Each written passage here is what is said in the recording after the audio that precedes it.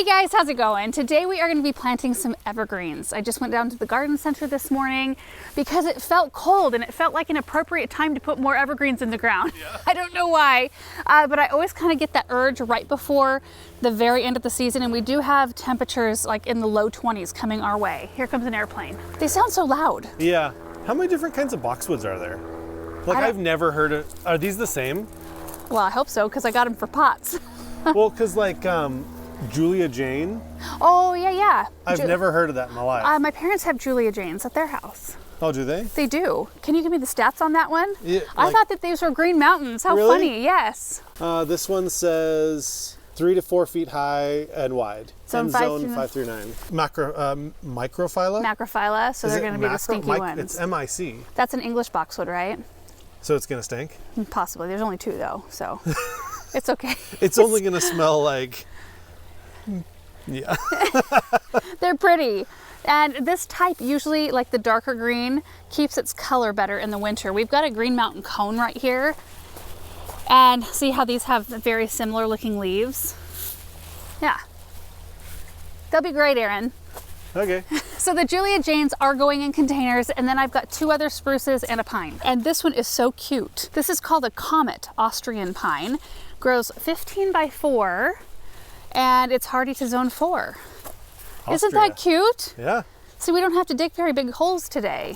I think when I told Aaron I had evergreens, you were expecting like... No, I knew they were probably going to be small. Sometimes I actually love it when they're smaller. Like boxwood hedges, I love it when they're in the years of trying to form up a hedge, because one, they don't have to look perfect because they won't look perfect because you can't hedge them into a perfect shape. But I also just like to watch them grow and fill in. And I do like to get big trees and big things like that. You know Aaron loves that. But there's some magic in watching something. I do have a question about plant names. Why are they misspelled? I don't know. All the time, like Comet with a K. I don't know. It's like a plant thing. Maybe. Just whoever the breeder was like probably Comet couldn't with a K. Probably couldn't use Comet with a C. Maybe. Plus that's like a, well, I think cleaner, not like Comet in the sky. First, yeah. I think cleaner. I don't know why. Okay, then we've got a Montgomery blue spruce right here, which this one, you can see kind of its ending shape right there. 8 by 6, so it's just going to be like a boop, thick. You know, okay, so I like big evergreens, but it does actually look nice whenever we go somewhere where they've got architectural evergreens that are smaller. They look nice too. They do. I'll give it to you. And then we've got an Avatar, which I do have an Avatar blue spruce planted behind the Hartley. These grow, what did you looked this one up, right? 20 by 15? Yeah, I think so. And it's hardy to zone 2, so incredibly winter hardy. Aaron was making fun of me this morning because he says I always say incredibly winter hardy. Well, I think you do. It's just it's just a standard thing that Laura says. Anyway, that's our lineup today. So these boxwoods are going to go in containers right ahead of us, so we can head that direction first probably and unload those. Do you mind driving? I'll walk. Because along the way we have the surefire white begonias still looking so amazing. I mean, look at the trees, almost gone, the leaves, but the begonias looking like they are in the middle of summer. Okay, so this pot and this pot, this one we need to clean out. So yeah. I think that needs to be trimmed up. I don't think so. I think so. That is a black cat pussy willow right there. And this container does have some beautiful ageratum in here. But we had to clean this one out because the water was malfunctioning and it totally crisped up and died. So I want these to be matching, and soon all the leaves will be gone, like off of the pussy willow and a lot of the things around it, and I want to have some evergreen interest right here. What are these? Are these the... That's where the catkins will come out. The little red things? Yeah. This will be loaded. That's why I don't really want to prune it yet. I prune it usually in the winter. Look.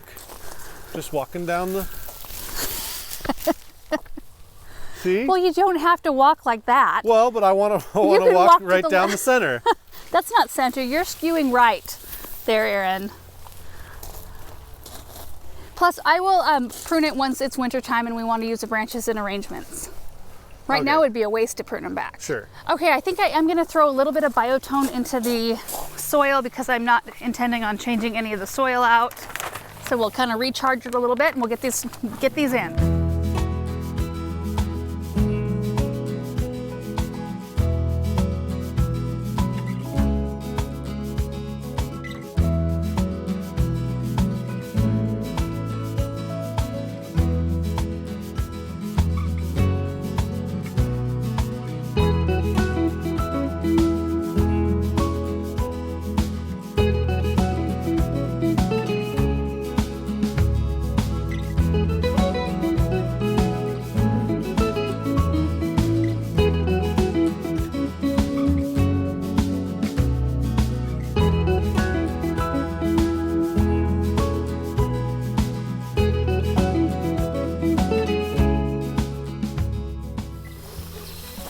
That soil was dry. Yeah, well, we haven't been watering a lot, and this is probably plugged up. They look so good right there though. I mean, you have to imagine on this side, I did trim a few branches so that you could at least see the boxwood.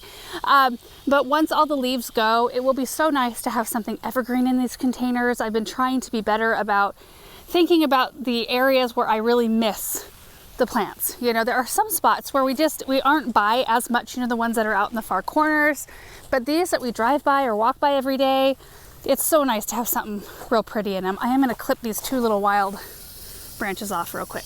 This one, and this one.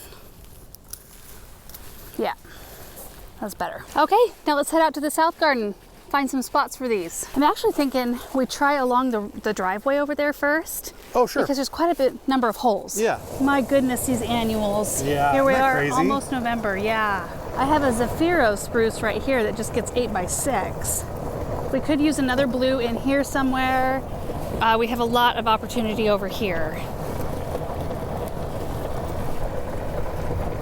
I've left this open because I think I might want to move this blue spruce and do something different here. I'm just not sure. Wouldn't it look pretty to have 3 weeping Alaskan cedars right there? Oh yeah, it would. It'd be gorgeous. Yeah, look at this, you guys. There's so much room. Let's try it out. Is it killing you to not put great big ones in right here? No. You sure? No, I'm good at this point. Because something like this that will get big. We've put enough large things in to where it scratches the itch, and it kind of, like, you know, behind you, the Norway. The big Norway over there. Yeah. Well, that is beautiful right there. What do you think? It's like a little boop. I know it is a little boop, but I mean, we could tuck that one in along the back and then No, find this is something great. bigger. Let's do it here.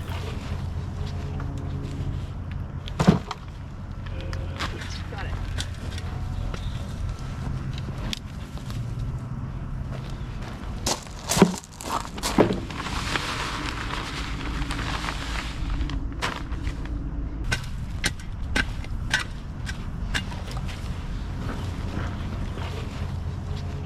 Aaron's grabbing the hose to give it a little bit of water, but I think that looks beautiful right there. I mean, eventually it's not going to like it here because that plane tree will be massive. Yeah. But, you know, that's going to be everything around it. It'll also be in like 20 years. Yeah, it's true. And the pink roses right behind it, they're called All Dressed Up. And they are just about the best rose that I've ever planted. The most healthy. I mean, look at these leaves. We don't spray these with anything. And the blooms, I mean, it's always in color of some kind throughout the whole season. Just absolutely amazing. Only downside is that their fragrance is pretty light, and that could be because it's pretty cool out right now. When it warms up in the day, a lot of times scents are a little bit stronger. That is a beauty. I love having that icy blue. We do have a Norway spruce that's got kind of a blue tint to it right over there. And the totem pole, you could consider a blue. But the next one is down here. It's that bonnie blue we planted earlier. Next one is the Montgomery blue spruce, which grows again 8x6.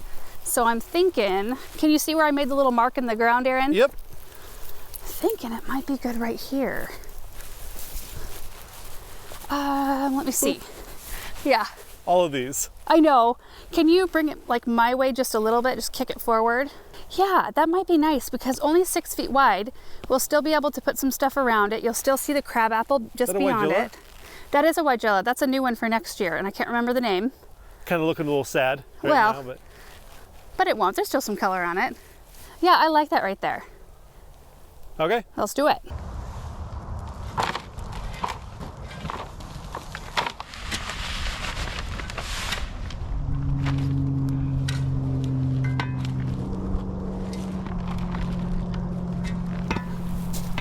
Oh, that looks so cute right there. That is perfect. And here it is from that side.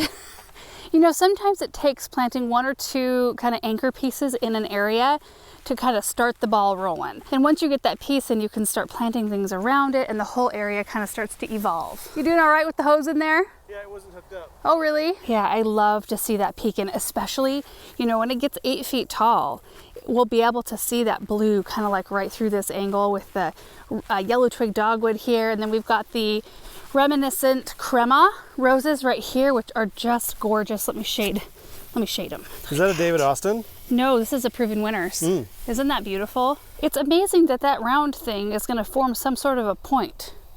or it gets more conical. Does it? As it matures. Well, that's what the picture shows. Or maybe it'll just end up being kind of like a big round, yeah. thing. I don't know, either way, I really like the color. So the Comet Austrian pine is the last one we've got to find a spot for. I wonder if there's a spot by the pond for that Austrian. Well, we can go look.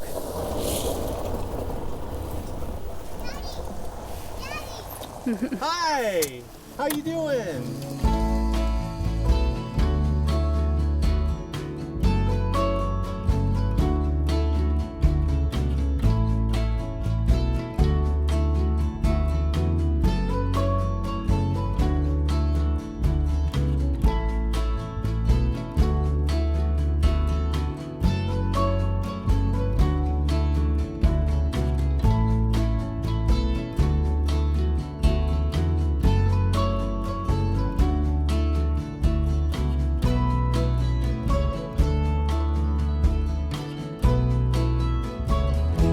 Well, I think that ended up being the perfect spot for that pine.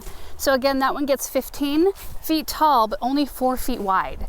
So we'll still have room for lots of other things, Aaron. What kind of ground covers are you thinking? Well, like this coralberry up here, it grows 10 feet wide. Oh, wow. I kind of want woody, shrubby, or like the plumbago, only stuff that looks... Can you do ferns? They wouldn't grow here. Well, once we have shade, that would be amazing. Yeah. Because we do see ferns up in our mountains. I want it to look like our mountains. Sure. You know, I'm trying to avoid, formal type plants and, roses and things that you wouldn't normally find up in the mountains. I want this area to feel pretty natural. And I think so far it does. I mean, there are some tropicals in the pond, and we probably won't be putting tropicals except for that lily. I'm going to try to winter that over, but everything else, I just want it to be kind of reeds and things like that. I think that just looks so pretty. It makes me feel like we're up in the mountains, like we've escaped, daily life, and that we're just at some really peaceful spot. And it is such a peaceful spot. But I think this pine is perfect right here. I love it. And you guys, that is going to do it for today's project. It was super nice to be out here, and I just kind of savoring the last days before it really cools off around here. So we're going to be getting into bulb planting later this week. It's worked out really well, the whole time frame. I've got a few more dahlias to tag. In fact, that's what I'm going to be working on next. I'm just not going to film it because I already have for you guys twice, and there's only so much dahlia tagging that I'm guessing you guys want to watch. So anyway, I'm hoping to get that done today. That's my next chore. So anyway, thank you guys so much for watching this video. I hope you enjoyed it, and we will see you in the next one. Bye.